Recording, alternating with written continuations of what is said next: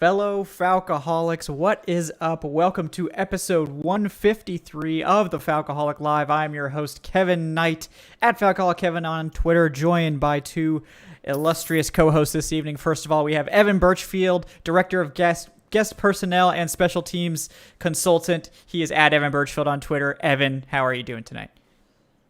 I am well, Kevin. As you mentioned before the show, we have football to talk about.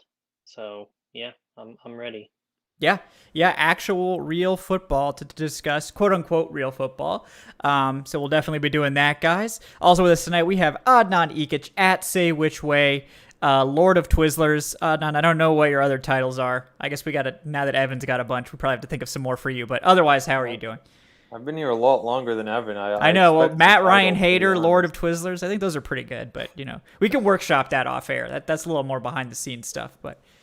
Yeah, I'm doing well. I would definitely like to give a shout out first and foremost to the Atlanta Braves, who have won 9 of 11, and they're Something winning like again that. Yeah, tonight. it's crazy.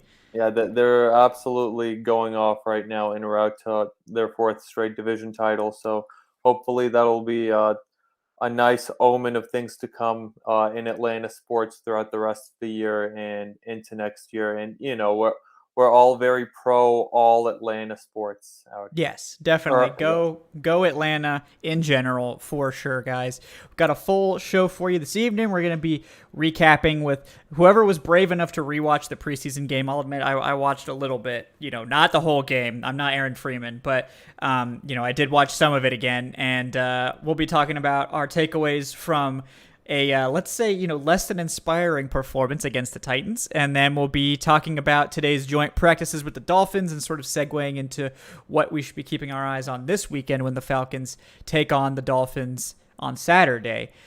Before we get to all that stuff, guys, want to first of all, thank everyone on Patreon. We have officially crossed the 20 patron mark. We are at 21 now. Big milestone, as I'm sure you guys, are all very excited about that. But I do want to thank our most recent patrons. I can't remember the last one I announced, so I'm going to make sure I go back a little ways to make sure everyone gets their shout out. But first of all, Jonathan Wiggins at the supporter tier. Thank you, Jonathan. We appreciate your support. Nick Puccio at the fan tier. Thank you, Nick, as well. Tanner Wesley at the supporter tier. Tanner, thank you. Ali N, also at the supporter tier. Thank you, man. We appreciate that. And Mad Tom K at the supporter tier. Thank you as well. We really appreciate everyone for signing up there and for helping support us. And if you're interested in getting in on that action, including the Patron Fantasy League, which is filling up fast, but we still have a few spots left for folks. We're willing to go up to 14 teams. We got, I think, 8 folks ready to go right now. So if you're interested in getting on that, you still have time. So you can sign up at patreon.com/Falcoholic is that. And all the usual stuff like subscribe and that good stuff. And that is the end of my plug. We will now talk football, I promise. So the preseason game, Adnan was with me the entire time for the play-by-play. So we are obviously very acquainted with what happened in the game. Evan joined us for a few, brief moments to give his special teams takes. But Let's get started here. We'll talk about the main takeaway, which obviously is that the offensive line, whether it was the second string, the third string, or even a single first string player that we will definitely spend a lot of time talking about, it was simply not good enough to the point where we weren't really even able to evaluate the team in any meaningful way. The quarterbacks, the running backs, even the receivers to a certain extent just couldn't get any offense going at all. So Adnan, I'll let you take the first crack at it. But should people be panicking about the offensive line at this point, or is this just sort of an alarming thing in terms of the depth players on the roster? I wouldn't be panicking about anything just yet, not through one preseason game, just because we have to go back a few years. Remember in that 2015 preseason against the Miami Dolphins, that was the third week of the preseason, the dress rehearsal game where we had the first stringers looking like shit. And remember what happened after that. Thomas Dimitrov went out and made one of the most underrated and savviest moves of his career in trading a sixth rounder for Andy Levitre. which ended up being, a fantastic trade. Levitri fit right into the zone blocking scheme, and he was a value contributor for years to come along that offensive line, was part of that Super Bowl unit. So, especially now, it was just the second stringer, so I definitely wouldn't be panicking.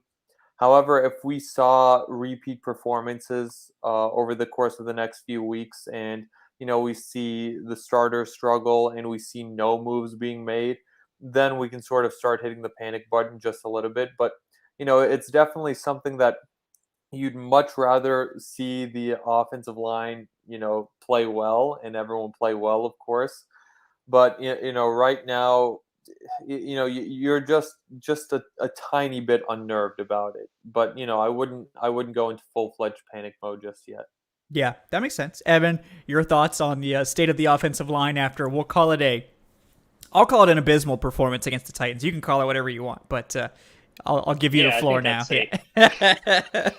I don't think anybody, whether you're a fan or someone covering the team, came away thinking that was a great performance. When John Rain, no offense to John Rain, but when that's your number one receiving option with 2 receptions for, I believe, 15 yards, that's not great. The quarterbacks both, I mean, I know Frank's, some of his passes were dropped, but both quarterbacks didn't have a great day. Um, Running backs who we were excited to see, like Javian Hawkins, for example, didn't have a great day. And it all just falls back on the offensive line, who struggled the whole day. So, yeah, I mean, I'm not going to panic. I think the uh, 2008 Detroit Lions are kind of an example why you should never panic, because they literally won every preseason game and then went 0-16. Um, so, yeah, it's preseason. This stuff happens. It wasn't great by the offensive line, but hey, that's why it's preseason. Now they're going to focus on it even more. We have an offensive coach who has a huge history with offensive line. He even played offensive lineman in college. So I have no doubt Arthur Smith's going to get this right. So yeah. Yeah, I agree there. And with the depth guy, and it's the first preseason game. Evan's very smart to point that out. Continue to point that out. That that it's the first preseason game with a new system and a new coaching staff and a lot of new faces in the depth O-line group. So it's entirely possible it's just going to take them a little bit longer to gel. So I think we could, see significant improvement in week 2 of the preseason. But the big red flag to me, and this is kind of the main point, is that we did see one starter on the offensive line, quote-unquote starter, I guess you could say, and it was Josh Andrews. And for a guy that is sort of being penciled in as your week 1 starter at left guard, playing with a bunch of backups and against a bunch of backups, I think you would want that guy to sort of impress and look like he's sort of a tier above everyone else. And it was the opposite. He was arguably the worst of the players on the field in that second-team unit, and there's certainly something to be said about a guy playing better when he's surrounded by better talent.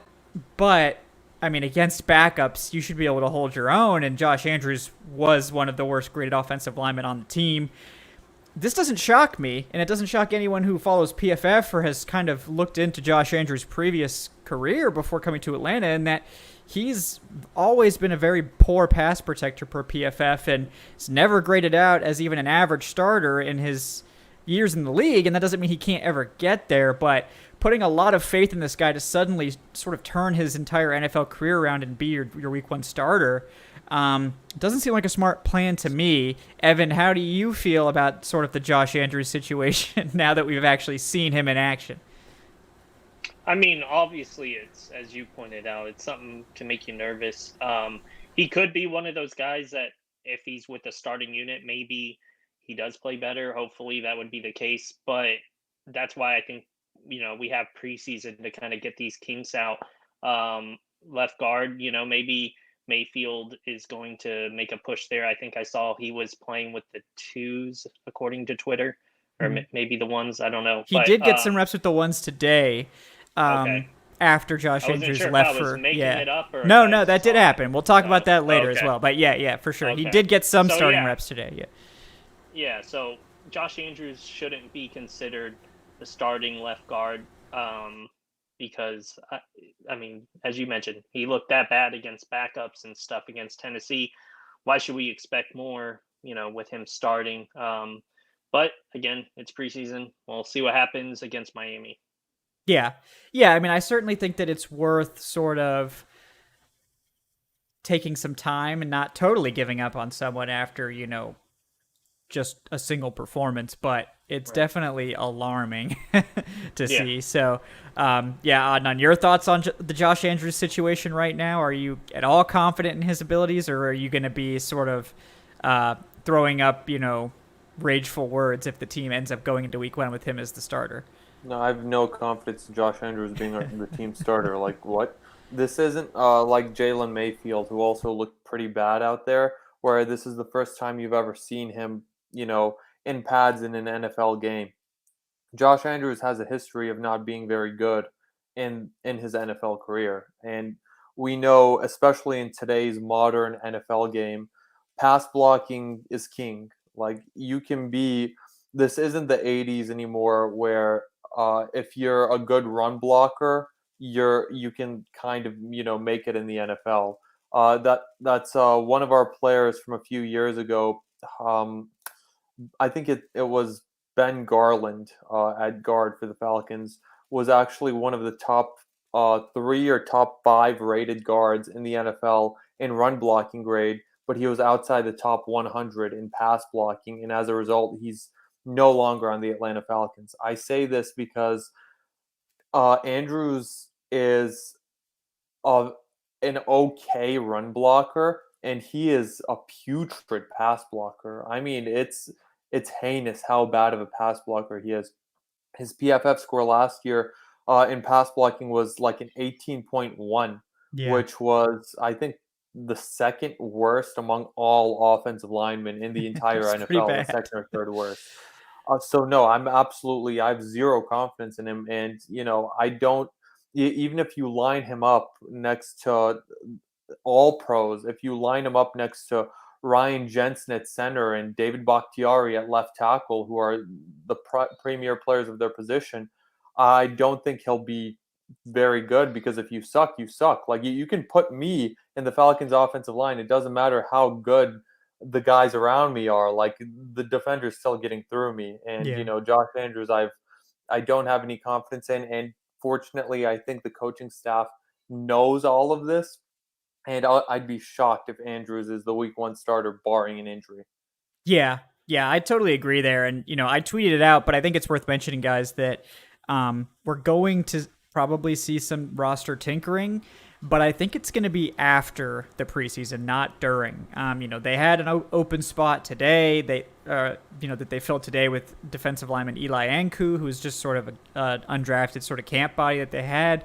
They have some defensive line injuries. They want to make sure they have enough guys out there to play with the reserves. But, I mean, they could have filled that spot with like an actual signing that's going to compete for the roster, and they still didn't. So I think what that tells us is this front office and this team is sort of taking a wait-and-see approach. They're going to let the preseason play out, but I don't think that means that they're done. I think they're going to wait till cuts, and I think they're going to see who's out there. They probably got some guys in mind. I wouldn't be shocked if they've already had conversations with guys like possibly Nick Easton, Steven Wisniewski. Those are sort of the guys that I'm advocating for, but there's other guys out there too. And there will be veterans let go of. There always are surprise cuts. There may also be the sort of, I think both of you guys mentioned it, but Andy Levitre, that sort of was a last-minute trade after the offensive line looked totally abysmal. And they traded for Andy Levitre at the last minute for a 6th-round pick, and that was a huge addition to the offensive line. Ended up being a great move. That's also very much on the table. So just because they haven't made a move yet doesn't mean it's not going to happen. So that's important for folks to remember. In terms of other notable guys in the offensive line, I mean, Jaylen Mayfield at tackle was pretty bad. I think that's not a surprise. He's a guy that didn't have a ton of reps in college. He only started 18 games due to injury and COVID and that sort of thing. Always a guy that I pretty much thought was an NFL guard. I think he can certainly play tackle in a pinch, but I don't think he's ever someone that I thought would be a high sort of level prospect as an NFL tackle. And I think you saw why. His length is an issue. His size isn't the greatest. And while he's a bad athlete at tackle, below average, at guard, he's actually a pretty good athlete. So I think the fact that he is sort of transitioning to the left guard battle now, probably what the team always sort of wanted from him. But Adnan, I'll let you get the first shot at this. We mentioned it. Jaylen Mayfield did get some reps with the starters today when Josh Andrews had to leave for cramps. He's moved into the sort of second team left guard spot. How confident are you if it was Jaylen Mayfield starting in week 1 at left guard? I mean, still not very. To be completely honest with you, like this is going to be a position of weakness one way or another for the Falcons, just like it has been a position of weakness since Andy Levitre parted ways with the team. Jaylen Mayfield, especially now, I think the team kind of botched it a little bit with Jaylen Mayfield. I think they should have ideally been, prepping him for that left guard battle from the beginning, from day one, because, he was drafted as someone with the idea of transitioning him to a guard. Like, I don't think he's a tackle at this next level in the NFL, but, he can pass as, maybe one day a solid guard, but he didn't get that opportunity. It wasn't fair to him that the team just put him into that right tackle role, which he probably would not be ready for, especially in year one. He's probably not going to be ready for a guard role in year one, but let alone tackle. So for me, that just took away weeks of potential developmental time at left guard, especially someone who played tackle in college, and you want to transition him over to this position at the next level. I just think that this was just a blunder by the coaching staff, to be honest, and it's one of the few blunders we've seen from this coaching staff thus far. But especially now, if you told me that Jaylen Mayfield is going to be the starter in week 1, would I be happier than with Josh Andrews? I mean, sure, yeah, but that's not really saying much. Yeah, because you're still talking about like an unproven rookie who many of us didn't expect to really contribute in year 1 when he was drafted, taking the reins of that position. And overall, I think the only thing that would make me confident in that position would be to go out and make an external move for a guy that's not currently on the roster. I mean, but maybe Mayfield can prove me wrong. Maybe Drew Dahlman can prove me wrong. I mean, I hope. I'll be the first one to tip my cap to them if they do. But right now I'm not exactly confident that these rookies are the answer in 2021 at left guard. Yeah, it was always going to be a tall order, and I was, I think pretty bullish on Jaylen Mayfield at guard, and I think if it was like, look, I mean, it's what you said. Like, it's an easy decision. If we had to choose between Josh Andrews and Jaylen Mayfield at left guard to start the season, we didn't have any other options. It's obviously Jaylen Mayfield, and it's because like he can grow. Like there's a chance that he starts out very shaky, but by the end of the season, he's a solid left guard. And giving him those reps, even if they're bad, like that does have value. Whereas giving them to a career backup like Josh Andrews, who we know is bad and who's not going to be here in future years, it's just like a waste on both accounts. So that's kind of where I'm at. But yeah, Evan, did you have a take on Jaylen Mayfield? Are you hopeful for his prospects at left guard this year, or are you still hoping for a veteran signing or trade at this point? Well, if it's all about like winning this year, then yeah, signing or trade or something. I agree with what you and Adnan were saying about the best way for him to grow is to be in that position and struggle early. Where like Josh Andrews, I mean, it's safe to say we know what his ceiling is. He's not all of a sudden going to turn into a Pro Bowler. Where Mayfield, I'm not going to say he's a Pro Bowler, but he's got realistically more of a chance because we don't know what his ceiling is at a position he hasn't played. Where Josh Andrews, you know what you're getting out of him. So yeah, I mean, if that's the route they ultimately decide to go with, luckily we got 2 more games, so we can kind of see, maybe he'll actually get in-game play at left guard, and that'll give us a better idea. I know he was looking okay at the like joint practice or whatever. Yeah. But let's see it in a real game. I know it's preseason, but like, it's more of a game than a joint practice. So Yeah, but I'm not too optimistic on either one being like a great left guard right out of the gate anyway. So I'd rather give it to Mayfield just for the, as you both pointed out, the experience. Yeah, yeah, and I think especially if Josh Andrews is playing poorly, you just kind of have to give it One, like, yeah, go ahead. oh, I was just going to mention one thing too is I know you mentioned PFF earlier. Two guards actually finished in the top 5 offensive grades for the team, and that was Sam Jones, who's right guard, Mm-hmm. got a 70, and then at left guard Ryan Newsel, who's Yeah, technically the third left guard, got a 66.2. So that yeah, doesn't yeah. mean anything though, but it's still like okay, maybe there's some talent there towards the bottom.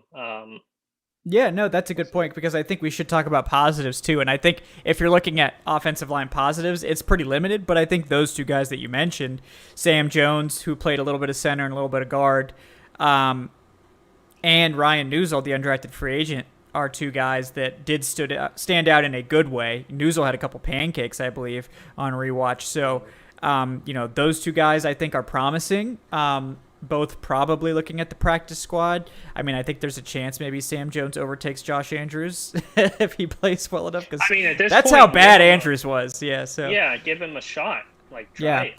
but Sam Jones has been an okay sort of journeyman player who's bounced around a bit. He can play guard, center, and he's even played a little tackle. So I think he's a good, sort of bottom of the roster sort of guy. Newsel's probably competing for a practice squad spot, but I would say that based on his preseason performance and the fact that they cut Bryce Hargrove, who was the other undrafted guard addition, Joe Skolthorpe is playing center right now. I think that does certainly signal that the team likes Newsel. But yeah, Adnan, did you have any takes on Sam Jones and Ryan Newsel and those guys potentially sticking around? I mean, if we're in week 1 with Sam Jones or Ryan Newsel at left guard, I'm more still like the not roster. confident in that. Yeah, more like making the roster potentially. But if you want to go down that very dark timeline, I guess that's fine too. But yeah, I mean that still doesn't make me confident like at all. Does that sweeten the deal at all? Like you have to face Fletcher Cox in week 1. No, like that's a horrible nightmare. That's horrific to think about. Yeah, I mean, it's nice for them. Of course, they went up against the 2s and 3s, but they're 2s and 3s. Yeah, it's good for them, especially to have that good PFF score, to potentially either stick on the Falcons or to make another team's roster. After cuts happen. So. I think they both definitely helped themselves with that week 1 preseason performance, but they're definitely not guys whom I'm eager to watch block in front of Matt Ryan at any point in the season. yeah, I know we had a couple of questions about Drew Dahlman. He did get some reps at left guard during the early parts of training camp that I was there to watch, but it seems like they're more putting him in as the number 2 center, and he's working mostly at center, which is not surprising. That's what he played in college. So I would guess that Dahlman's not really a huge factor in the left guard competition right now. But definitely someone to watch going forward. And I think, Dahlman probably likely to be one of the first men up, because if he's the second center, he's probably the number 1 backup on the interior offensive line that's going to be active on game days. So definitely someone to keep an eye on as the preseason goes on. Dahlman didn't exactly have a great day against the Titans, but no one really did. And we'll see, how that goes. But elsewhere on the offense, briefly we can touch on wide receiver and running back because we didn't really get to see a lot from either one. Because of the aforementioned offensive line struggles. But to me, Tajay Sharp at wide receiver, both of his catches were called back for penalties, but that doesn't nullify the fact that they were both excellent catches and they were both for first downs, if not for dumb penalties on the offensive line.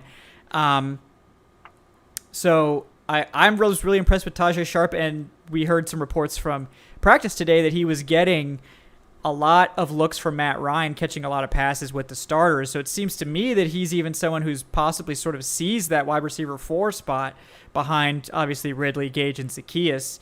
Adnan, I'll let you get the first crack at this. What are your thoughts on Tajay Sharp's performance, and did any other wide receivers sort of stand out to you on Friday?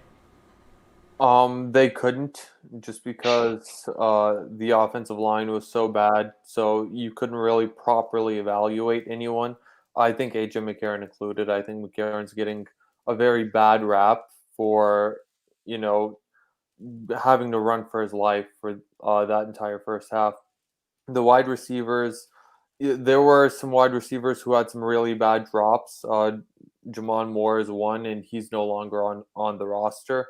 Tajay Sharp, I think, definitely kind of helped, his case more than anyone, even with those two catches being brought back for penalties.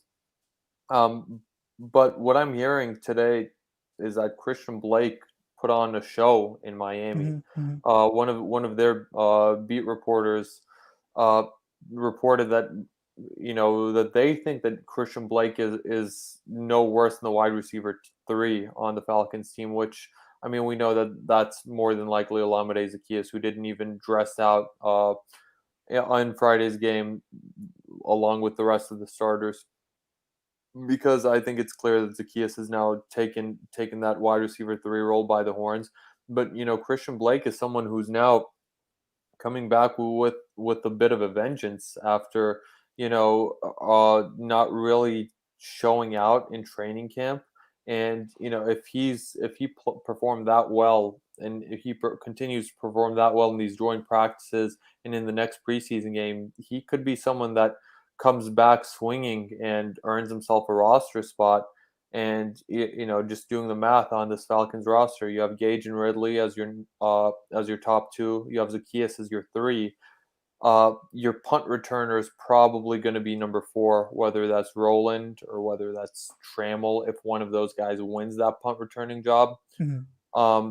So then you possibly have someone like a Christian Blake at 5, and if you could roll with 5 wide receivers, or you could go with as many as 6. I think that the Falcons will prefer to go with 5, just Mm-hmm. because you can put Cordero Patterson out there as a wide receiver with Yeah, if no you had issue. to. Yeah.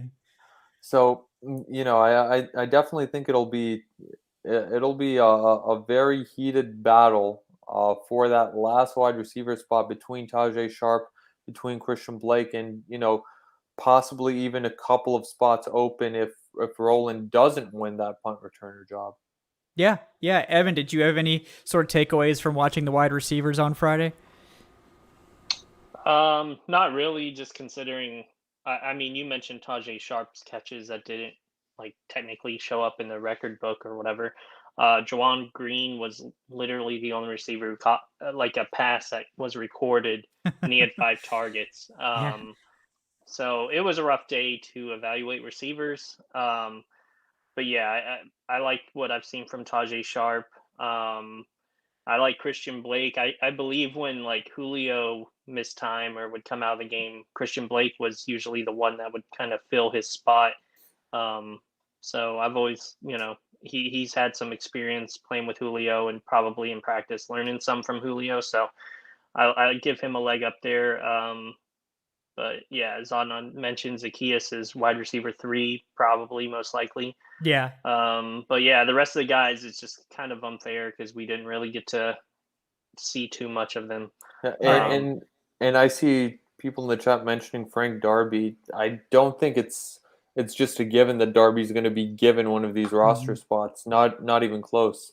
It's Um, hard to guess any of them because we just Yeah. yeah, haven't, Yeah. Yeah. aside from practice, we haven't seen anything. yeah, Yeah. but Yeah. I definitely don't think it helps Darby's case that you haven't really called his name as a standout in a single practice There this was that year. one. I think it was Saturday. You and I were both there, and he had a good day that day. But that was literally it. That was the only time I really saw him do anything. So, I mean, you're absolutely right. Like he hasn't really been a consistent standout in training camp.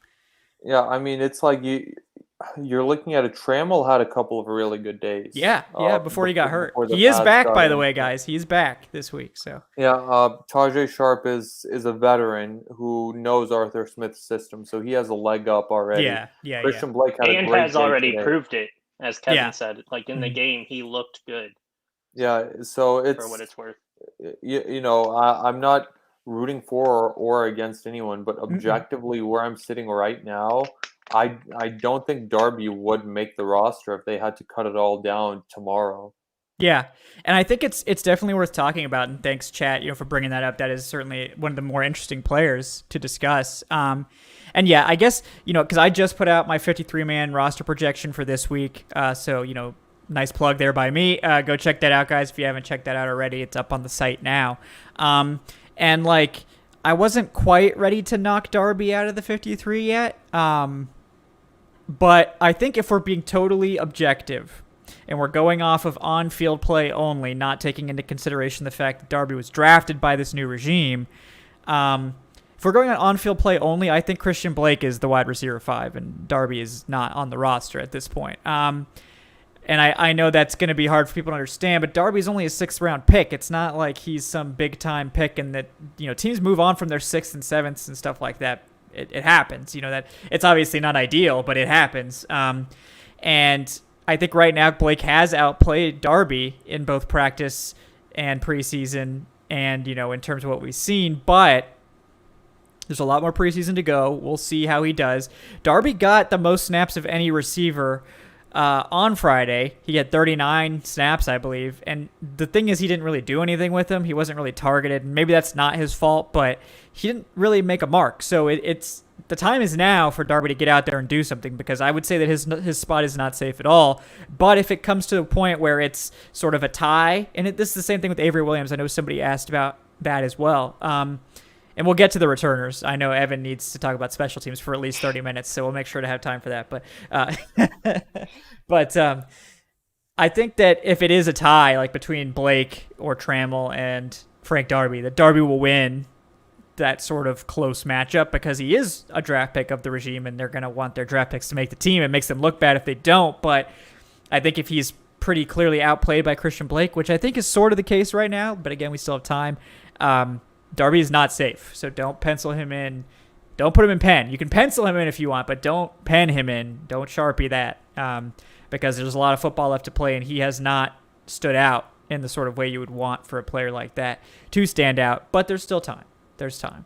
But yeah, I guess to me, like, thing, oh, go ahead. Yeah, go ahead. I was just going to say, not to, I know a lot of people are pro Darby, but a lot of the stuff he did was in college. Like, we haven't seen it in the NFL. So if he translates, if it ends up being something that he's, a big body and he's dominating these corners in the NFL, that's one thing. But you got to remember, it's the NFL. It's not college. What he did in college doesn't matter right now.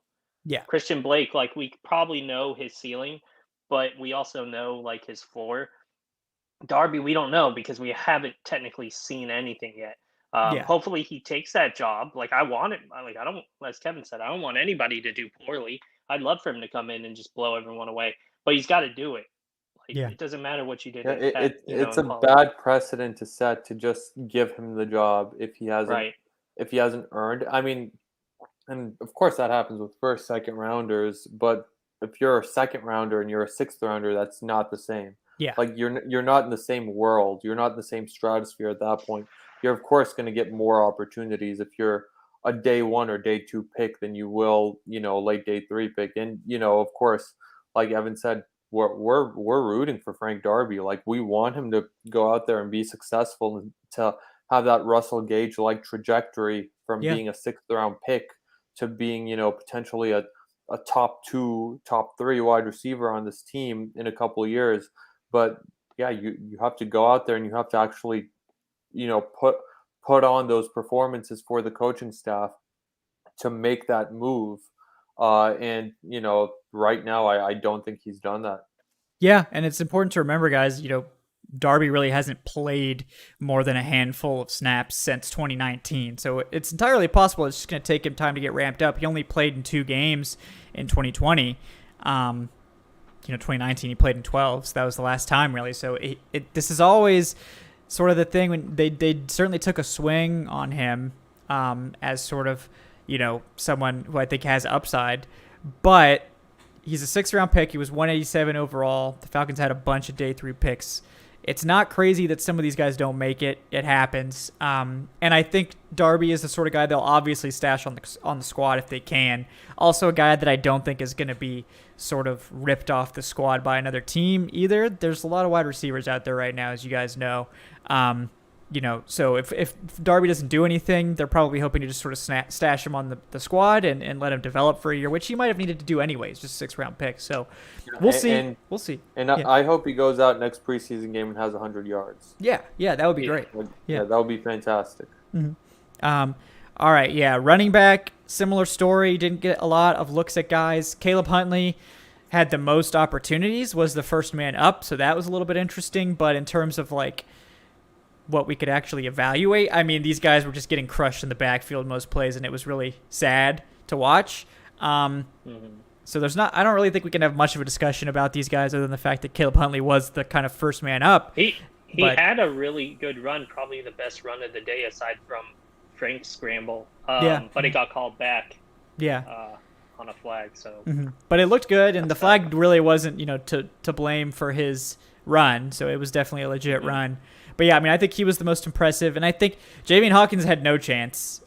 He only had a couple carries, and he was tackled in the backfield on basically every single one.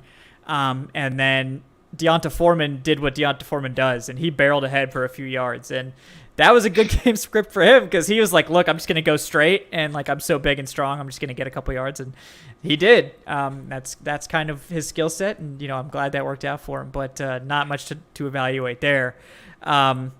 But yeah, Caleb Huntley seems like he might have the lead for that last roster spot now. And I don't know that like they're going to necessarily go that route because, again, Hawkins is sort of a unique player in terms of the other guys they have. So they might just lean towards wanting a different skill set as opposed to just sort of the best man. But Huntley definitely showed that he's a guy that the team should want to keep around, even if it is on the practice squad. And then the final offensive discussion has to revolve around backup quarterback, where we got to see a truly electrifying performance from AJ McCarron. Not really. And we got to see Felipe Franks scramble a lot, so I guess that was fun. But Nan, what do you think about this backup quarterback battle? Who are you leaning towards after this first very, very poor preseason performance? Backup quarterback, with the way Felipe Franks was scrambling, about 30% of the fan base will want him to unseat Matt Ryan as the QB1 just off that run alone. It's Felipe Franks obviously looked better than AJ McCarron. I think so too. Yeah, you can't dispute that. He was 1 for 6, but I think 3 of those were just blatant drops. Straight up drops. Hit wide receivers in the hand.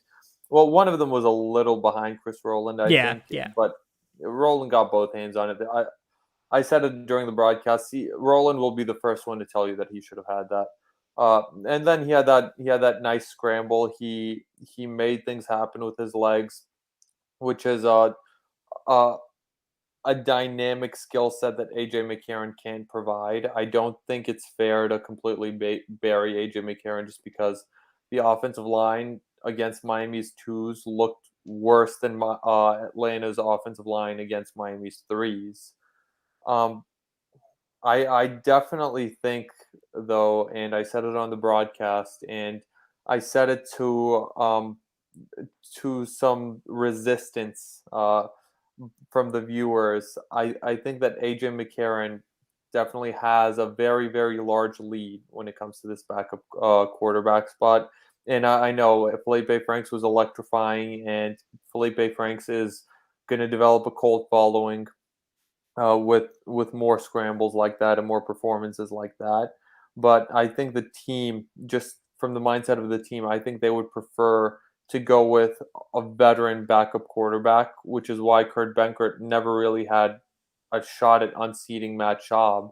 I understand that this is a new coaching regime, but for the most part, a lot of coaching regimes will want that, bit of a proven commodity at backup. Not that AJ McCarron was a world beater or anything in his starts with Cincinnati, but it's definitely I think they would prefer to have that steady veteran hand just in case Matt Ryan has to miss a game or two the way he did a couple of years ago, and Matt Schaub came in and slung it for over 400 yards against the Seahawks. I think as of now, they would probably, as of now, McCarron would probably be the backup, and they would try to stash Felipe Franks on the practice squad if they can. But I definitely think that gap for the backup quarterback spot was shrunk by Felipe Franks at least a little bit. It, in comparison to where it was before the previous preseason game. Mm-hmm. Yep, I agree. And like, it's rough because I agree. Like, it's going to be hard for for Franks to sort of overtake McCarron.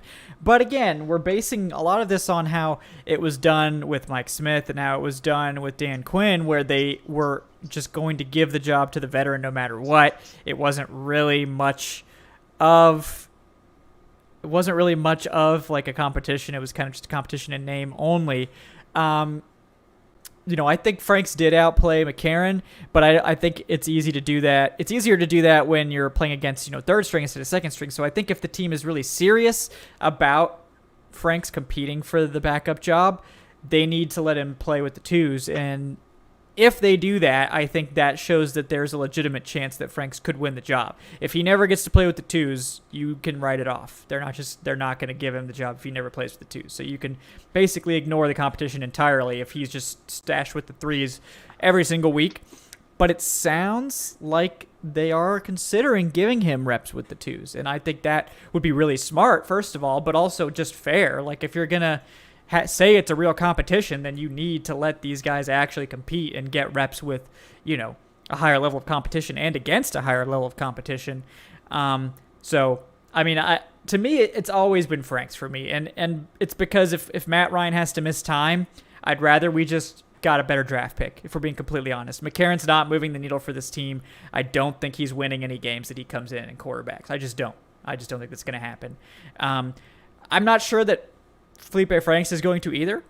I think Felipe Franks would be more fun to watch.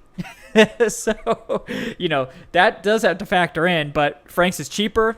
He's young. He has upside. And honestly, if Matt Ryan's missing time, you're probably better off just tanking for the draft pick anyway. And it's a lot easier to tank with someone like Felipe Franks, who's going to be very high variance, than it is for someone like McCarron. So, and there's definitely no plan or strategy. Just completely forget about it if you're thinking about it, for Felipe Franks to be Matt Ryan's heir apparent as this team's franchise quarterback moving forward. If this team really wanted to focus and to think about life after Matt Ryan, they would have drafted Justin Fields when they had the opportunity at number 4. Like, they're not thinking about life after Matt Ryan, and they won't be for at least another couple of years. So, the Falcons' next franchise quarterback permanently after Matt Ryan, he's not on the roster, and I don't think that he's even in the NFL right now. He's probably in college somewhere, or maybe even high school at this point. Maybe they're going to be tanking long term for the next Manning, right? So, hey, I low key that kid's looking really good. He is, certainly. But Evan, did you have a Franks versus McCarron take here for the fans? Nothing much more to add that you guys did. Either way, if God forbid Ryan missed some time, you're not winning with either one. I agree, Kevin. Franks would be more exciting. McCarron, you pretty much know what you're getting from him. But it was kind of unfair for McCarron and Franks, really, just based on the offensive line play. I went back and watched all of their throws, since there was only like 20 of them or 21 of them. Mm-hmm. And Franks definitely was more accurate. Again, he was going against worse talent. McCarron literally just anytime he seemed like he was dropping back, he had like 2 seconds to make a decision. Like it was so quick. The big thing that stuck out with me for McCarron was there was one play that I see in my mind. Javian Hawkins like flanked out to the right, and McCarron had blinders on. If he would have hit him, he would have probably scored a long receiving touchdown. Just little stuff like that. If the offensive line's going to struggle, McCarron's done. Franks gives you kind of that dual threat quarterback where he's going to be able to scramble for 52 yards. That wasn't a designed run. Like if you rewatch the play, he made Yeah. that whole thing happen. Mhm. And in today's NFL, you kind of need that. Where McCarron, I mean, he's like a poor man's Chris Redmond, pretty much. Like you're not winning games with him if you have to go to him. Franks, we don't know what his ceiling is. We know what McCarron's ceiling is, and I always take the unknowing to what McCarron's ceiling is, which is you're going to lose the game if that's your starting quarterback. As bad as that is, it's just that's what's going to happen. So yeah, I mean, I think if you're gonna lose, you might as well lose exciting. One more thing, I think. Sorry, Non. Oh, go ahead. I was just going to say, I think this could also be a situation similar to Josh Andrews, where the quarterback 2 could be somebody who's not on the roster yet because they'll be cut later on. Because I don't think you go into the season with either of these guys thinking, wow, if something happens to Matt Ryan, we're in good hands. In Matt Schaub's case, we kind of had that where it's like you felt like you could still win a game if you had to go to Matt Schaub for a game or two. If you had to go to Matt Schaub for the whole season, you weren't making the playoffs. Right. But you felt that where we might be able to escape a game or two. With either of these guys, you're not going to. But Franks, if you have to go in the season with one of them, Franks can learn. McCarron's, we know what his ceiling is, not to be harsh, but Franks can learn. So I'd roll in with him because you accepted at that point that if Ryan's done, I mean, neither one's winning you a Super Bowl. Yeah. And honestly, like I was really impressed with Franks because I think a lot of people see him as an undrafted free agent, just assume that he's like, oh, he's just a run first quarterback and all this. And, he's just not ready to play. But like he did more veteran looking stuff than McCarron did. I mean, he threw the ball away on a couple plays. He threw it away. He, got it out on time. He scrambled. He looked much more comfortable avoiding the pressure in his face. I mean, that's not surprising considering he's a terrific athlete. But I saw a lot from Franks that I liked, especially from an undrafted quarterback. I mean, I think he played better than he had any right to behind that disaster of an offensive line. So I want to see more of Franks, and I'm pretty much good on McCarron. But to be fair, let's give both of them the rest of the preseason before we make any sort of sweeping decisions. But I think you go with the upside for this sort of thing. I think it's kind of a no-brainer. So we'll see. But I think Guy Fieri, a.k.a. Soler, has really figured out the truth, the real answer here. Who needs Franks or McCarron when Tim Tebow just became available, guys? So, I mean, I don't know. I can't argue with that. I will say that would definitely help the tank if Matt Ryan were to go down for Tim Tebow to come in. I think that this team would be in prime position for a top pick. Excellent prime position right there. Yeah. Oh God. Poor Tim Tebow. I also want to say before anyone mentions that Josh Rosen is not the answer either. Like that we were very, very pro Josh Rosen, Kevin and I both, during the 2018 draft. Like very pro Josh Rosen, and I don't think that he got a fair shake in Arizona behind that putrid offensive line, but there's a reason why he's gone through four different teams, and he truly looked terrible. I just don't get it with him, man. I don't get it. Like his college tape is good. Like I just don't understand. He's like the anti-Josh Allen. Like Josh Allen's college tape was terrible. Josh Allen's a good quarterback. Josh Rosen's college tape was good. Terrible quarterback. Just doesn't make sense. I think Rosen just has zero confidence at this point. Yeah, that's what it is. Because when you see, there's a lot of quarterbacks who come in the league and they're just in the wrong situation and they rarely recover from it. There's been so many different scenarios where quarterbacks have done that. It's the team throws them out there, behind an awful offensive line, and usually it goes bad, and that's what happened with Rosen. Sometimes they land into a good spot where they can kind of be not forced out of the gate, and it works. Specifically in Matt Ryan's situation, they ran Michael Turner like into the ground so that Ryan wasn't constantly getting hit and stuff. The Cardinals really had no plan. He was just thrown out there, and unfortunate for the guy, but he was replaced quickly, and I think his confidence just shattered after that first season. And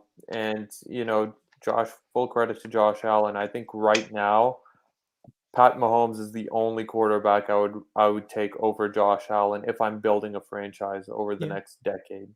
Yeah, I mean, he's way better than I ever thought. And I mean, it's really never happened that a quarterback that played as poorly as he did in terms of statistics in college turned into a quality NFL starter. So he's in uncharted territory there. So good for shout out him. to the Bills. Yeah, The Bills really knew what they were doing. They had a plan when they drafted him.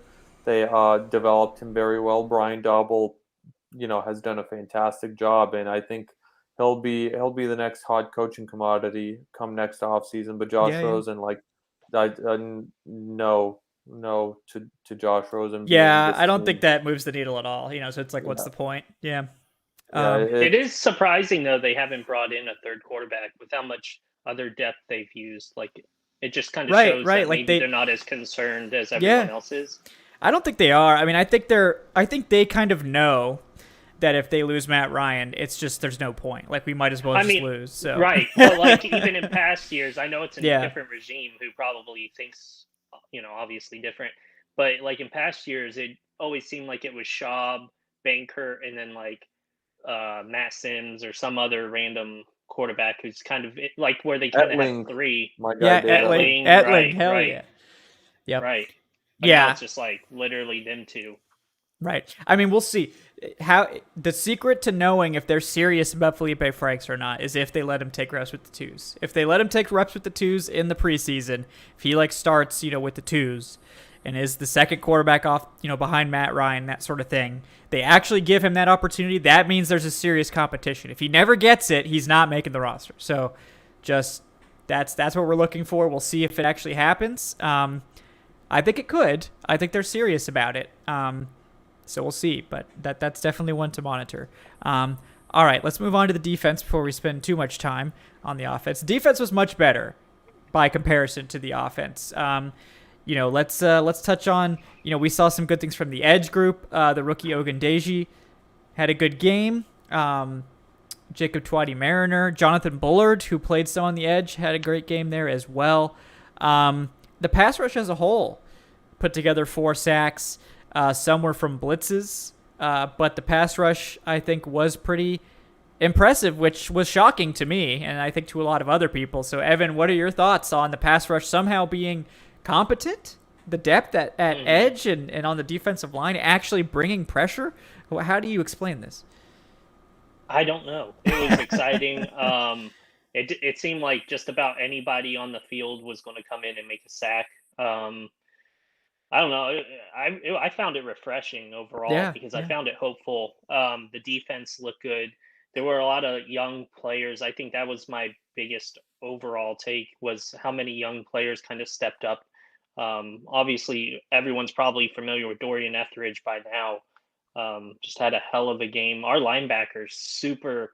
The depth is so deep between him and Errol Thompson. But yeah, I was excited. I loved the change of pace. It seemed like Dean Pease was just sending random players. Javian Hawkins had that, or not Javian. That's going to be a big thing this year. Jaylen Hawkins, the safety, came in and just blew up at the quarterback, and it was almost like, are you going to flag that? Because it seems like something they do. Because he laid it to him. But yeah, overall, I mean, I loved it. Yeah, I agree. Definitely nice to see. Anand, who are some standout players for you on defense from this game?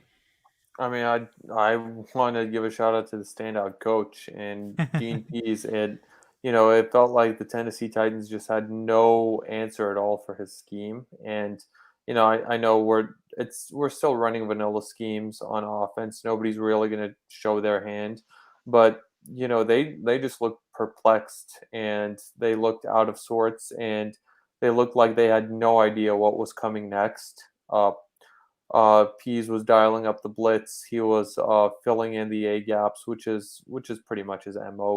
We know that, but he wasn't completely predictable with it time in and time out. Yeah, those backup linebackers definitely. Dorian Etheridge was someone who really stood out. Errol Thompson is someone who also played very well. Ogundeji, it's nice to see him. He's gonna carve out a role with this team. Yeah, for sure. We're gonna see him on the field this season in a rotational fit. He's someone that has a variety of pass rush moves. He's someone that has has the length that you look for in a defensive end. It's pretty shocking that he fell all the way to the 6th round, but the Falcons are better for it. And Marlon Davidson is someone whom the Falcons really need to have a good year if this defense is going to do anything. Yeah. He was a 2nd-rounder last year, but this is his de facto rookie year after going through COVID and going through injuries and never really having any sort of a chance out of the starting gate last year. This year feels like it's his actual rookie season. And, he was outright dominant when we saw him on the field in that first quarter, and he was taken out very quickly afterwards because I think Smith and Pease had seen enough from him. But, that's definitely someone whom we had high hopes for when the Falcons took him to be that standout next to Grady Jarrett. And, that player who will get that pressure up the middle and make everything easier for the edge players. And remember, Davidson wasn't even a late 2nd-round pick. He was a pretty early 2nd-rounder as well. Like this is someone who was expected to contribute right away. It didn't work out because of the circumstances last year. But he's someone I'm definitely keeping my eye on this season, and someone whom I'm really satisfied to see playing well right from the get-go. Yeah, I agree. I pretty much agree with everyone you guys brought up. I mean, I think Dorian Etheridge is the headliner with his 13 tackled, 3 tackle for a loss day, which is crazy. I think he wasn't fantastic in coverage, but when you're that explosive and powerful as a run defender and as a playmaker, that's going to cover up a lot of issues. And on that token, Errol Thompson, the other undrafted linebacker, similarly had a great day. That is by far the most competitive battle on the roster right now between those two guys. And whoever doesn't make the Falcons roster is probably getting a call from another team because they've been that impressive. So really just depends on who the Falcons sort of want for that last spot. Etheridge, more of that traditional, like more of a versatile linebacker that can do a little bit more in coverage, do a little bit more, but he's lighter, more athletic. Whereas Errol Thompson is a old school thumper. He is big. He is a big, nasty, physical inside linebacker in a 3-4. You do not want to see him in coverage ever. But if they don't really have his sort of archetype out there. I mean, Brandon Copeland is another really big guy that can play inside linebacker, but if they're looking for a thumper, someone they can bring in as a short yardage guy, as a sort of plug in the middle of the defense for specific plays, Errol Thompson is that sort of player. Marlon Davidson was dominant, which is exactly what you want to see from your 2nd-round pick. You want to see him dominate backups, and that's exactly what he did. I mean, he was just taking their lunch money, which was nice to see. The pass rush as a whole was productive. Jonathan Bullard, I think, has earned a roster spot. I think he's going to be on this roster. He can play inside and out. Ogundeji is going to be a part of the rotation. Does he start? I don't know. Probably not, at least initially. But he's someone who's made a name for himself. And then, to me, the kind of surprising one was actually Avery Williams late in the game. After some impressive returns, he got out there on defense against the third-team guys, and he was impressive. I mean, he was aggressive. He was playing really tight coverage. They went after him multiple times in a row. They tried to pick on him on back-to-back plays. Yeah, and he was having none of it. He was having none of it. He was fired up. He was getting pass breakups. So I think, honestly, Avery Williams on defense is someone to watch because, look, if he can make a case like, I'm the best returner, but I can also play corner if you need me, I mean, that's going to assure his roster spot. And I think of the depth corners, he was the most impressive. So good game for him. Jalen Hawkins is the other guy in the secondary that just really put on a show, had a really strong game overall. Had a sack, coming flying in on a blitz. Jalen Hawkins, I think he's pretty much locked up his roster spot at all if it was ever really in question. But, the defense as a whole, much better overall performance. Despite giving up 23 points when your offense manages just 3 and is basically just leaving on 3 and outs every other play, putting you in red zone situations constantly due to turnovers. I mean, allowing just 23 points, that's not bad. I mean, that's a solid performance from a defense, especially when their back's against the wall and they're on the field the whole game. So good on them for that sort of game. I definitely like Dean P's preseason style a lot better than Dan Quinn's, that's for damn sure. So, but let's transition to the special teams conversation because I know Evan's been itching the whole show. So, Evan, I'll let you take it away. What's your biggest special teams takeaway from the first preseason game? Cameron Naziliak. I think it's Nazialek, but I think it's Nazialek. Yeah. Nazialek. I think that's He is our punter, unless they sign somebody like a veteran or something. He's the guy. I mean, if it was a competition with him and Dom Maggio, I'm hoping that's how you say Dom. I think so. Yeah, I think you got that one. Yeah. Yeah, I thought we were going to see splits between the two in the first half and then second half, but how do you say it again? Nazialek. Yeah, that's going to be fun to remember. That's going to be a fun one, yeah. Yeah, he dominated. Averaged 54 yards per punt. Had a long of 60, which I believe was his final punt. 6 total. He was out there booming it, and it was just one of those situations where maybe they decided not to pull him because they just wanted to see, how he would do the entire game, and he rocked it. He got better as the game went on. Yeah, I mean, I didn't see any sort of struggles from him.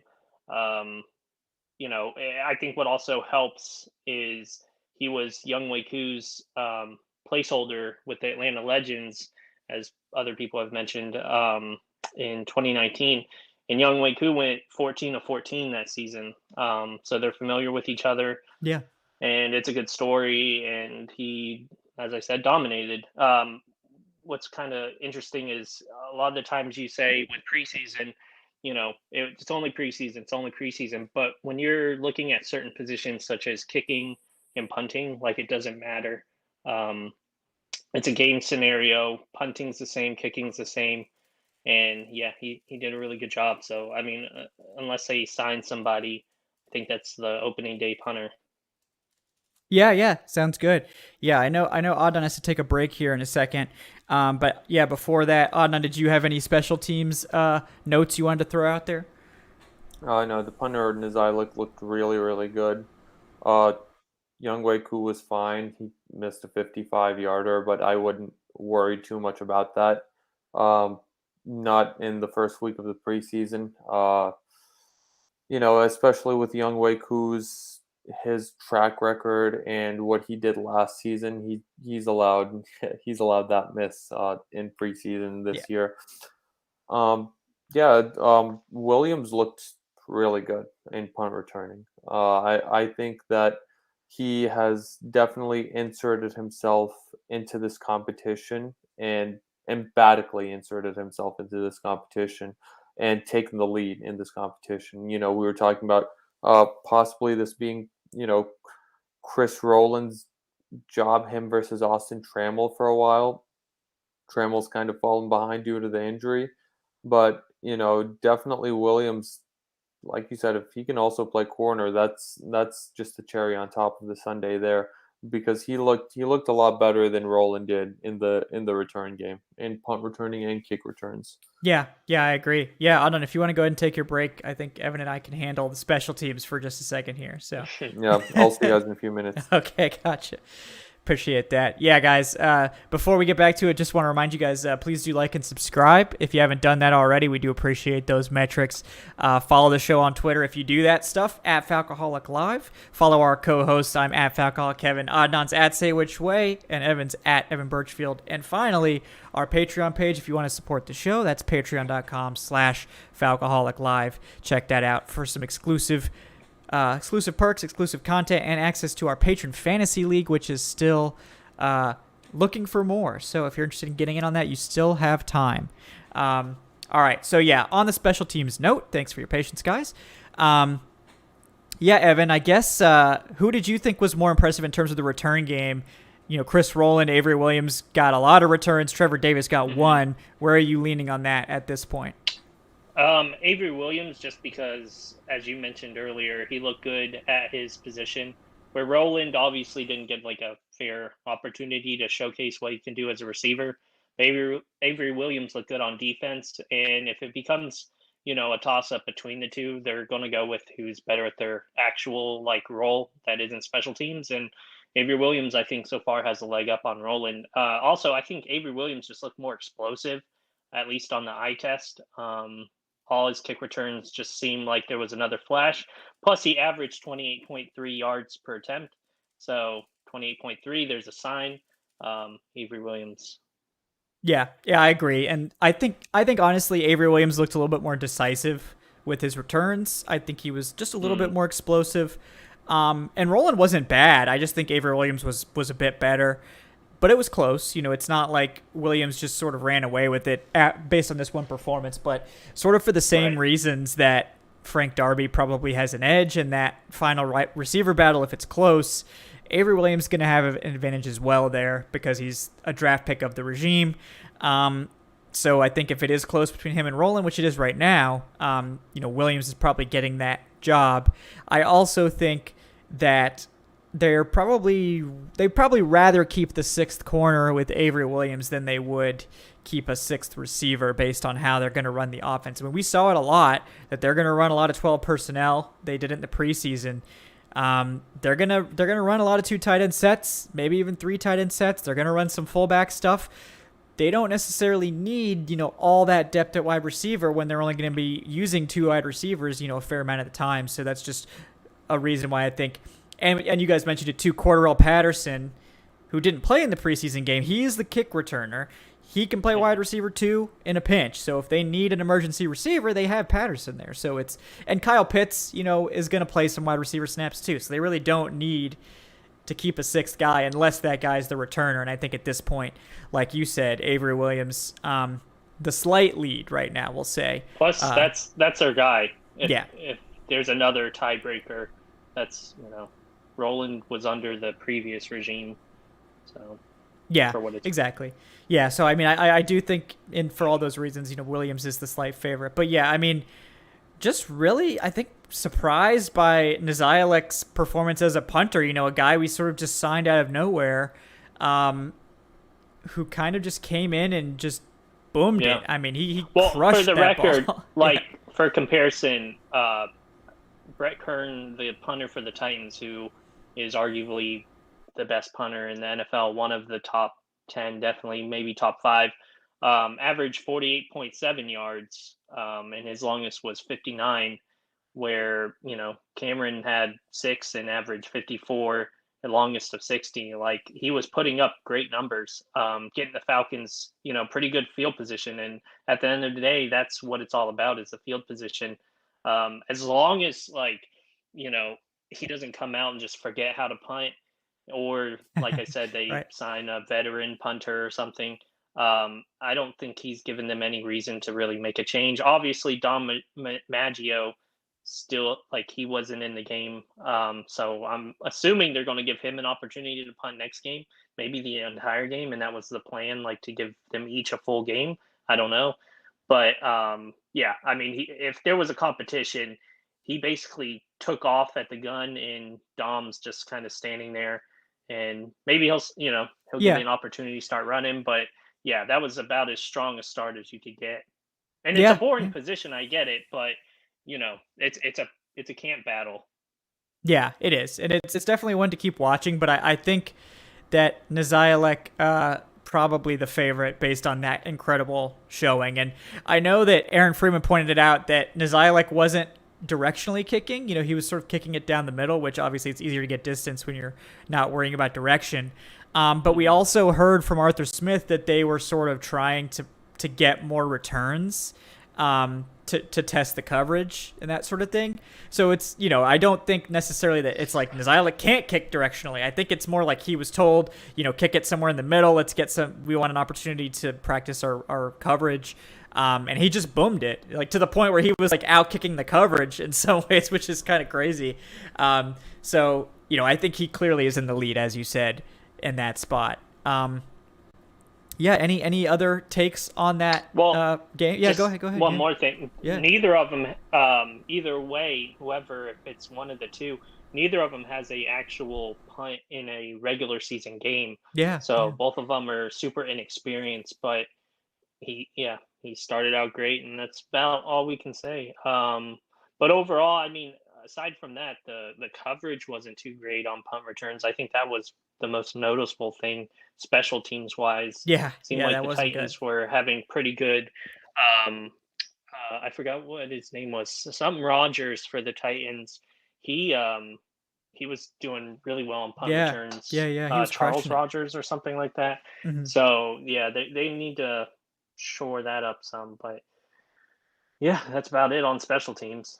Yep, I agree. Yeah, and also, Cameron Zialek of the University of Georgia, I believe. So it could finally give Yeah. Georgia fans the dog they've been looking for on this roster. So We need more dogs. we got to get the dogs in here. So that's the most important thing. That's how we win. That I is. mean, yeah, Georgia has a rich history of winning championships, and what we need that pedigree. Yeah, guys, you can direct all your mean tweets to Adnan for that one. It's not my responsibility. But yeah, let's transition to, we can recap a little bit of the joint practice with the Dolphins today. There were some interesting things to touch on there before we wrap up tonight. The big takeaway: the Falcons apparently dominated today's practice on both sides of the ball, particularly on defense. Again, the pass rush was the star. I believe Omar Kelly, who is one of the Dolphins beat reporters, said the Falcons may have even reached double-digit sacks during the practice in terms of how much pressure they were getting, which is pretty ridiculous. Now, the Dolphins' offensive line, not exactly one of the more stalwart, should we say, units in the league, but a lot of young talent on that group. They weren't awful. So, the fact that the Falcons are getting pressure on them is encouraging. So yeah, Adnan, what do you think about that development, that the Falcons sort of pass rush resurgence, miracle, whatever you want to call it, that seems to be continuing against the Dolphins? All right, first I'd like to apologize for that UGA comment. I'm a Georgia fan. It's how I cope. Yeah.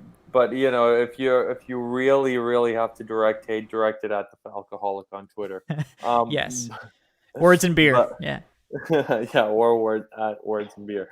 Yeah, no, it's definitely a good thing, and it's always a good thing when you dominate a joint practice. Like reading some of those tweets, I was getting excited, and the Dolphins beat reporters did a fantastic job just giving us the full play-by-play of what was going on. And you know, it's difficult to assess, and it's difficult to get super excited about any one side winning when it comes to those training camp practices, because the offense does well and it's like, all right, was it really the offense doing well, or is it that our defense sucks, and vice versa. When you go out and dominate a joint practice, like, that's all you, especially when you do it on both sides of the ball. Right. um, the defense was stifling. I think one of the Dolphins beat reporters said that the Falcons defense would have had double-digit sacks today Yeah, if yeah. they actually had contact and they were actually knocking each other over.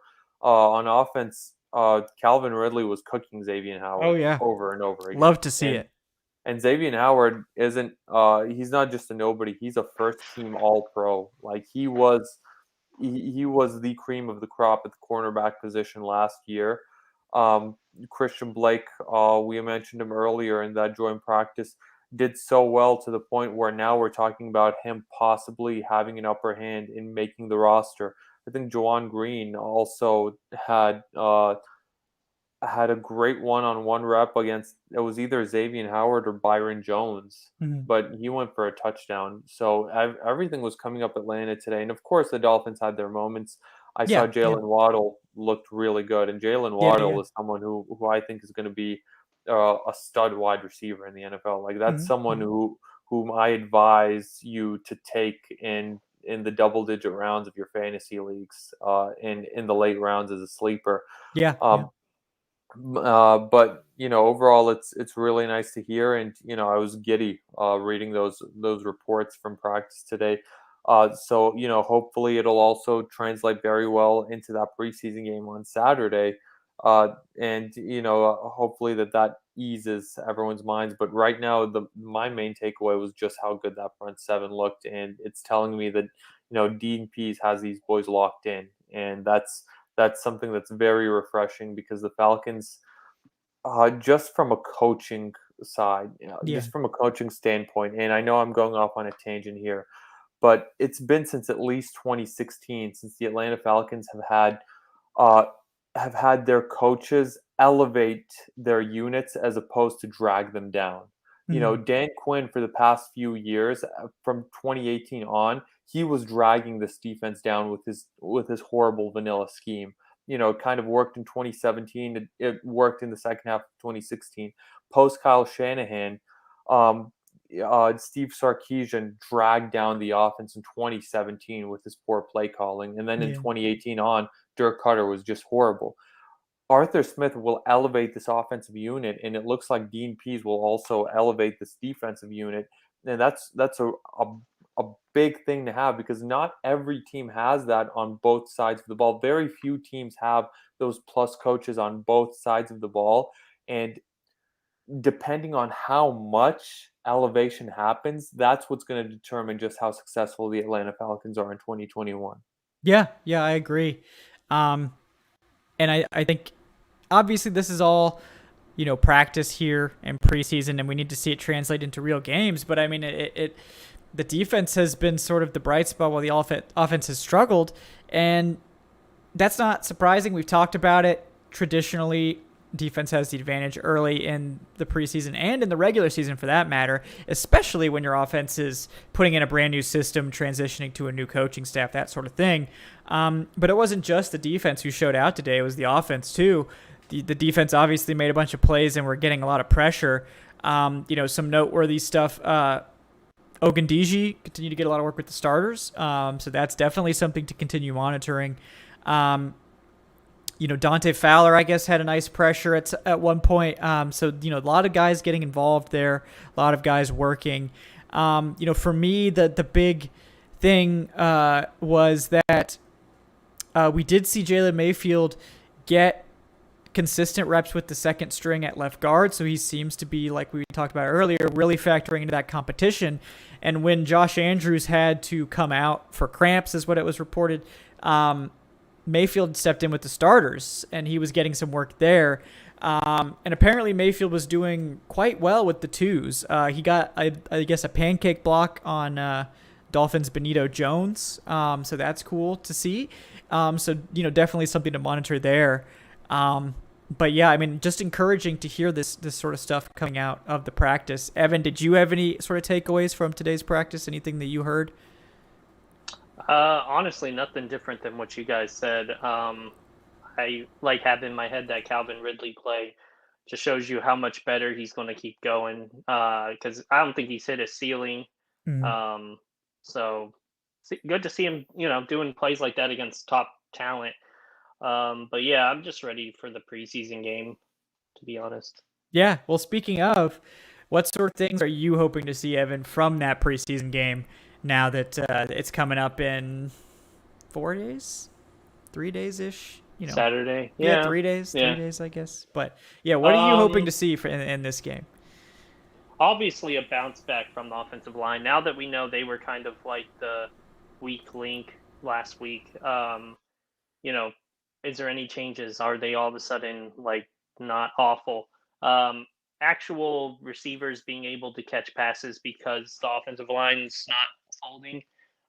Because we haven't gotten to really see the receivers at all. Running backs getting a fair chance to literally get out of the backfield. So a lot of it comes back to the offensive line at the end of the day. The defense, just see how much more they're growing. A lot of those, depth guys who are kind of busting out, having a good day against the Titans. Are they going to do the same against Miami? But yeah, just pretty much it all comes down for me, the offensive line. I want to see the offense be able to do stuff because the offensive line isn't falling over. Yeah, I agree. No disagreements there. Adnan, what are you looking forward to on Saturday's game? Yeah, for sure. Definitely better offensive line play. I want to see if there can be some carryover with this defense because the defense looked really good in game one. And from the sound of it, there has been some carryover coming into practice today. I want to see it in the game itself. Will those blitzes continue hitting home? Will Dean Pease continue baffling opposing offensive coordinators? Will those linebackers, build on what we saw last game? Hopefully Marlon Davidson does play. I doubt it at this point. He's dealing with an injury. But definitely, I want to see this front seven continue to play well, because this is probably the biggest one of the biggest question marks has been the pass rush for the team, and it'll go a long way in calming the nerves if the pass rush can continue hitting home over the course of the next few weeks. And another thing that does is confidence. I'm sure that defense is absolutely brimming with confidence right now after that performance against Tennessee and after stifling Tua and that Dolphins offense down in the Miami humidity today. Yeah. So the more they play well, the more confident they get. And if you go into week one with the unit just fully confident in its abilities to get to the quarterback and in its abilities to just lock down an opposing offense, you're of course going to be all the better for it, because even if that unit isn't the most talented, they're gonna play above their head in that case. So I want to see this defense continue to build that confidence. Yeah, I agree, and it's refreshing to actually see coaching being a plus, because it seemed like for so many years with Dan Quinn that we were kind of like we had more talent than our coaching was sort of allowing, and it was not showing through. And it seems like maybe the opposite is true this year. Like, I think a lot of people would objectively look at this roster, including us, and say, like, this pass rush is not good. The edge group is really bad. That's going to be really hard for this team to create pressure. But they're somehow finding a way to do it through good coaching. They're going to scheme it up. They're going to do stuff, and it might not work every week. I think Dean Pease' system has limits, particularly against really good, really experienced offensive lines. But I think, unlike Dan Quinn, where it was like it's going to be bad against good offensive lines and it's going to be bad against bad offensive lines, the Falcons' defense might be able to get something done against poor offensive lines, which would help, because there's a lot of teams that got bad offensive lines out there, particularly when you're the Falcons and you're playing a fourth-place schedule. So that's definitely something that could help them function, particularly when they have a young secondary as well. That's going to take some time to get adjusted. But and it's a bit, and I'm sorry to cut you off, but it's a bit frustrating. Can you imagine if this team had this coaching staff back in 2017, if you had Arthur Smith calling the plays back in 2017 and Dean Pease calling the plays on defense? Like, I mean, I have no doubt in my mind that this would have been a Super Bowl unit, especially offensively, because the offense was what was really bogged down that year, and we saw what Arthur Smith did with that Tennessee offense, which in my opinion did not have as much talent as those Falcons teams in 2016 and 2017 had, Derrick Henry aside. Right. Ryan Tannehill is not as talented as Matt Ryan, especially peak MVP Matt Ryan. Mm-hmm. But yeah, that's just me spitballing right now. Yeah, and I think oh, go ahead. Yeah, go ahead, Evan. I was just going to say, have they mentioned, because obviously this is a new thing, only having 3 preseasons instead of 4, and usually that second to last is the starter game. Right. Have they mentioned, like, at all, like, is this going to be the starter game, or is that next week, or do they even have a starter game? Right. I mean, some teams...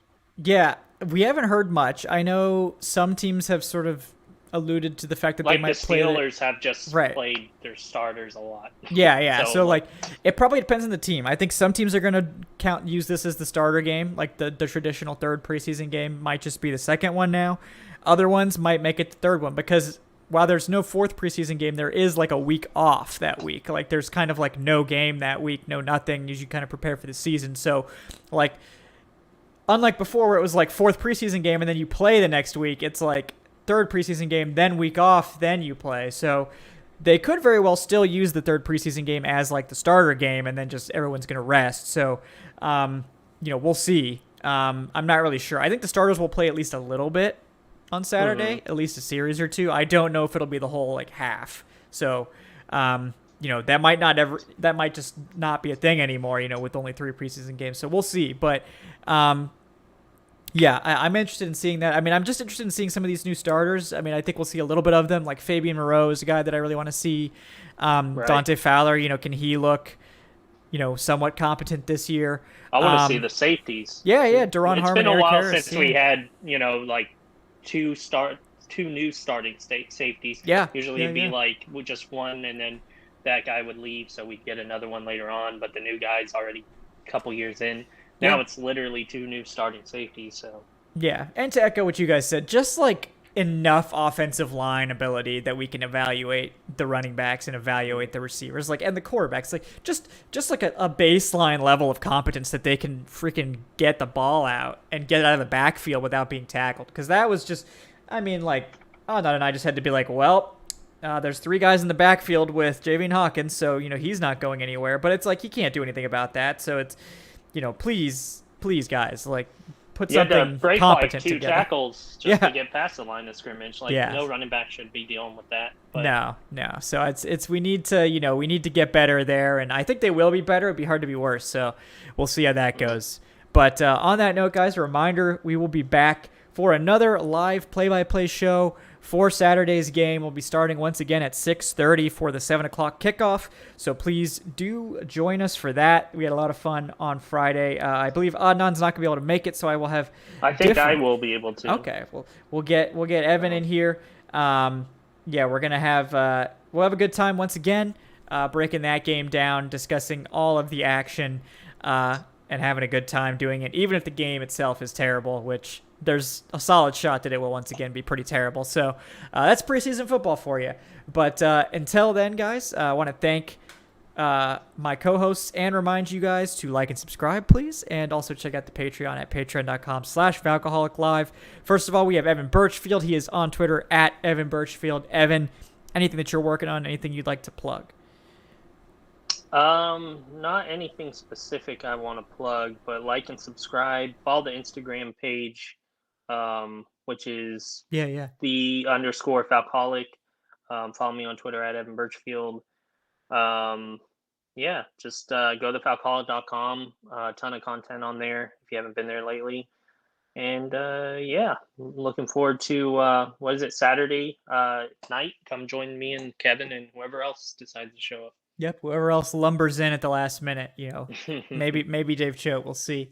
But maybe if we're lucky. Also with us tonight, guys, Adnan Ikic. He is at Say Which Way on the Twitters. Adnan, anything you'd like to plug? Oh, I know Dave is probably fighting a moose out somewhere. Probably, yeah. Saturday night. He's got to arrange the horns a certain way, or else he doesn't get Wi-Fi. It's my article series is about wrapping up the greatest moments bracket. We're in the final four right now, so go vote on that, and then we'll have the finals, and that series will wrap up to a close, and we'll see who you guys, the readers, have decided, what you guys have decided is the greatest moment in Atlanta Falcons history. Yep, that's a fun one, guys. Be sure to vote in that and help us finally decide that one. All right, guys, I am Kevin Knight at Falcoholic Kevin on Twitter. Like I said, my roster projection just posted. I'll probably have something else coming before the end of the week. I'll definitely be updating my sorted roster for those following along at home with the roster. That'll be updated in time for the game with the exact guys that the Falcons have, the exact numbers. So definitely check that out. But yeah, guys, all I can plug is the YouTube channel. Like I said, like and subscribe. The show is at Falcoholic Live on the Twitters. And please do those sorts of metrics. Check out the site at thefalcoholic.com as well. Until Saturday, guys, for myself, for Evan and Adnan, have a great night. We'll see you on Saturday for another preseason Falcons football experience. May it be not terrible. Have a good night, guys.